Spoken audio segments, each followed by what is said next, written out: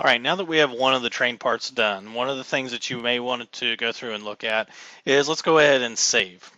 So I'm going to save this as train body. So let's go ahead and name it the part, and it's going to save into my appropriate project. Now, the one thing I do not want to do, so one thing is here's my train body part. I'm going to go ahead and I'm going to close this tab to open up a new untitled design file. Again, to start off with the design file, I'm going to say new component. This second part will be known as the stack. And I'm going to say OK to make a active component within this new untitled design file. While we're at this, I'm going to go ahead and hit the save button, and I want to call this the stack. So you can do this at any time during your project creation.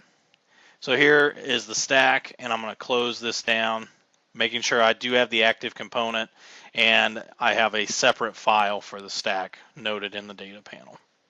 Okay, now that I have that active, I'm going to create a new sketch. I'm going to go ahead and I'm going to choose the line tool from the origin, clicking on it to start off, draw up at a certain arbitrary amount, and I'm going to draw the profile, the outside profile of what the train stack will look like. Utilizing some of the dimensions that are provided, the overall height of this, I'm going to click on the vertical line, 1.75. From the bottom of the train stack to the pointed edge for the height here will be 1.5. Let me try that one more time. Okay, for some reason, Fusion does not want to cooperate with me on that. So let's go ahead and let's set in a couple other dimensions. I'm going to go ahead and I'm going to click on the vertical line here, go out to the point. Let me go ahead and set in the horizontal distance. That is a diameter of 1.25, but we are only drawing half of this profile. So I'm going to type 1.25 divided by 2. So we're going to revolve this part. Now let me try from this point down to the bottom. There we go. We're working well now. 1.5. And then for this line right here, this is going to be a height of 0.25. Now, if you have a sketch like this one, for some reason, Fusion is wanting to not quite cooperate with me, but you can always go through the blue lines. You can always click and drag and be able to bring those back. So, and some of that is due to some of the constraints that are still needed to be put onto the sketch. So again, running dimension, click from here to here. The diameter of this will be 0.5. But we're drawing half of it for the revolution, so I'm going to divide that by 2. Then the only one line we have left is the angled line. I'm going to select on this vertical line, click on the angled line, and make sure I go in between the two, and this one here is going to be set to 15 degrees. So that's going to give me the angle. It may throw the dimension up above. If you need to, you can always drag that down or place it like so, but this will go through and finish out the sketch and give it to be fully constrained. I'm going to finish the sketch.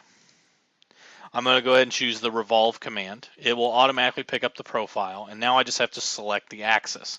So I'm going to select that vertical line, and that's going to give me the overall revolve for the shape. I'm going to go ahead and say OK. Note there's a hole note, so I'm going to go ahead and I'm going to select hole. I'm going to click on the top of the stack. And to make sure that this is centered, I want to choose the outside ring when it highlights as a circle at the very top, the outside highlighted circle. When I click on it, that's going to make sure that is centered, or that is known as being concentric. In my hole command settings, I'm going to go ahead and I'm going to choose over the hole type. The second option is going to give me a counter bore. The counter bore, or the depth of the hole, this first box hole will be 1.5. The diameter of the counter bore will be 0.875. The depth will be 0.375. And the bottom diameter is going to be 0.375 as well. Now, I do want to make sure the drill point on this one is noted as being flat. So I'm going to click this second option here where there's no angle. So I want to make sure under the drill point, first option is selected, and we go from here. And I can go ahead and say OK. This will put in the hole for our stack. And the last portion we have to do, as noted, is we are going to take the chamfer tool.